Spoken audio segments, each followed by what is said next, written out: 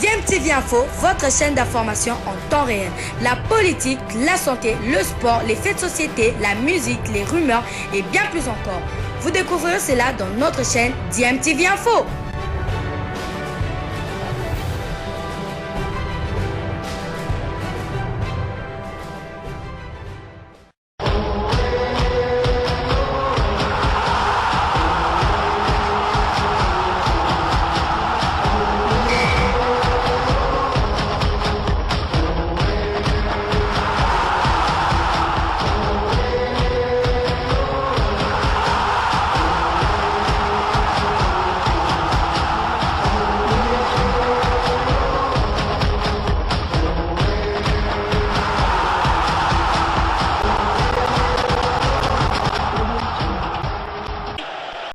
Vous êtes sur DMTV, bonjour ou bonsoir, tout dépend de l'heure à laquelle vous nous suivez. Tout plaisir est pour nous de vous retrouver, mais surtout de savoir que vous êtes nombreux en train de suivre votre chaîne YouTube DMTV. DMTV qui veut échanger avec vous en tout cas sur une réflexion que nous voulons faire sur les léopards de la République démocratique du Congo. Les léopards de la RDC est une statistique qui nous empêche d'être vraiment optimistes, malgré le changement de staff technique depuis 2018, les léopards de la République démocratique du Congo n'ont remporté que 4 victoires, dont 2 succès à domicile, et cela en 24 rencontres disputées, toutes compétitions confondues.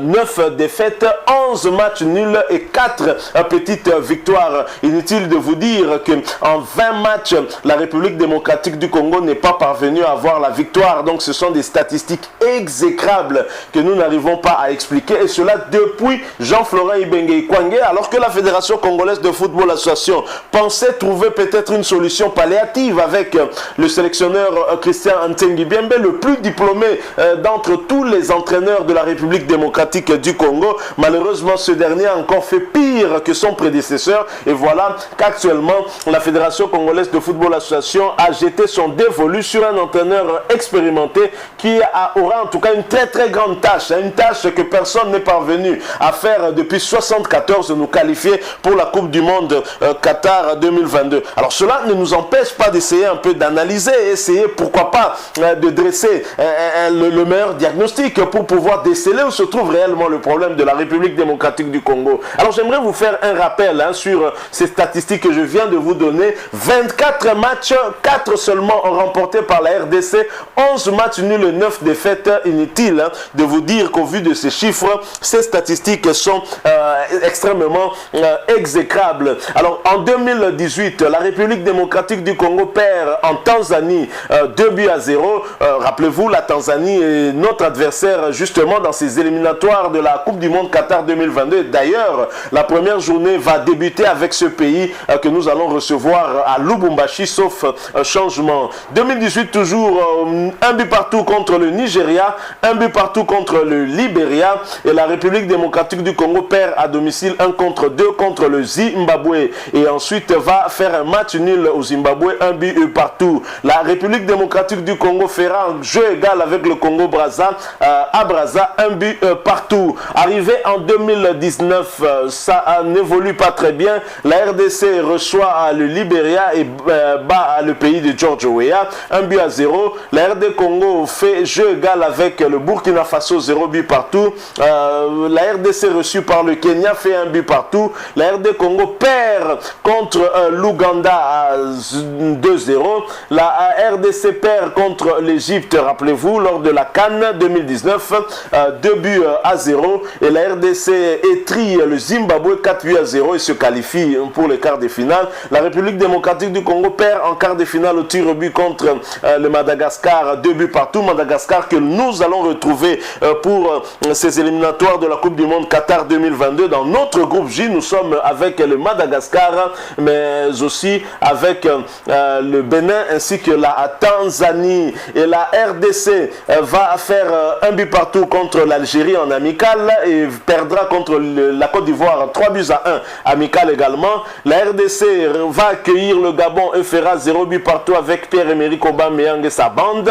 Et la République démocratique du Congo fera un 2 buts partout du côté de la Gambie. Et la RDC, là c'est en 2019 bien sûr, nous arrivons en 2020 en amical, la République démocratique du Congo était triée par les Burkinabés 3-0 avant de faire match nul, un but partout avec le Maroc. Rappelez-vous de cette égalisation de Yohan Wissa qui faisait partie de ce stage mais qui malheureusement a dû déclarer forfait à cause d'une blessure. Il est déjà rentré du côté de la France. Ensuite, la RDC va recevoir l'Angola et faire 0 but partout et vendanger pratiquement ses chances de qualification au cours de ces éliminatoires de la CAN Cameroun 2021. Ensuite, la RDC ira battre l'Angola difficilement du côté de Luanda, 0 but contre 1, avant d'aller se faire étrier du côté du Gabon en 2021. Rappelez-vous, le 25 mai, le 25 mai dernier, 3-0. Ensuite, la RD Congo recevra la Gambie en match de la dernière journée des éliminatoires de la CAN Cameroun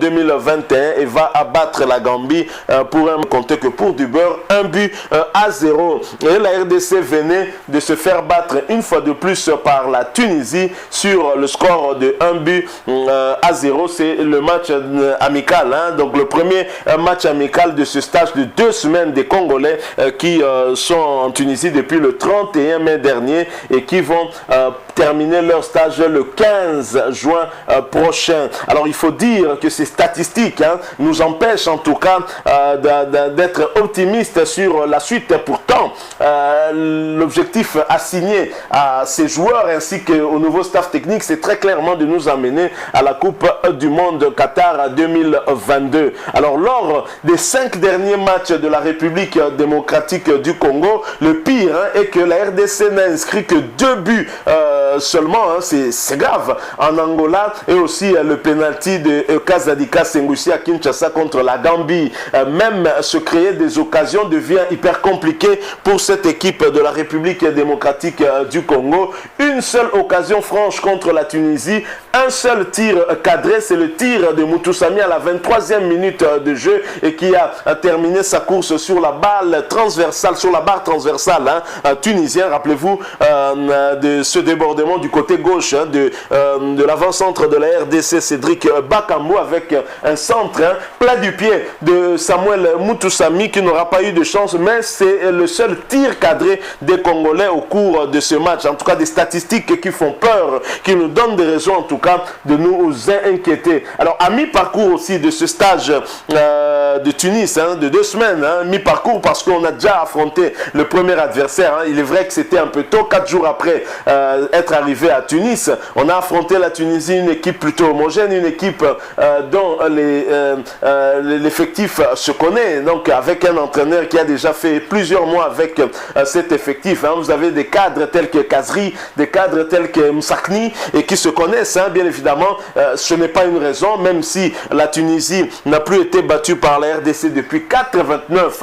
Rappelez-vous de ce score 3-1 lors des éliminatoires de la Coupe du Monde 90 avec ce doublé de Mapuata. Mais la RDC peine, en tout cas ce n'est pas seulement un problème de Tunisie, mais ces derniers temps la République démocratique du Congo peine. Alors à mi-parcours, le stage de la RDC évidemment débute aussi mal avec cette défaite 1-0 contre la Tunisie. Ce qui est inquiétant, c'est que même au cours de ce match, nous ne nous sommes pas procuré des occasions nettes de but. Un seul tir cadré durant les 90 minutes. Si vous voulez aller à la Coupe du Monde, il faudra marquer des buts. On ne sait pas marquer des buts si on ne se procure pas des occasions et c'est vraiment triste. Alors bien évidemment, ce staff technique va avoir une seconde chance. Ce sera déjà le vendredi prochain, vendredi 11 juin prochain contre les Aigles du Mali qui ont perdu également en amical contre l'Algérie. Et pour cette deuxième épreuve pour le technicien argentin très expérimenté, Hector